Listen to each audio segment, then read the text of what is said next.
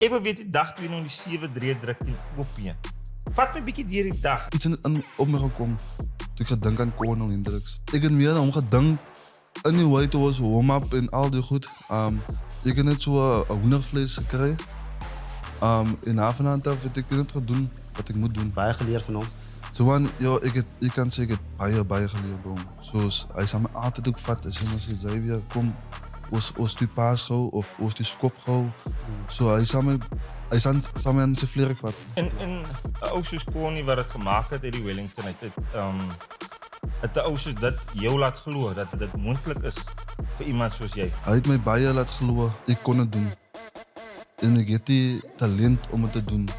So wat hy aan my gepraat het, dat hy my kan sy motiveer het. Het my nog baie beteken. So ek is baie dankbaar daarvoor.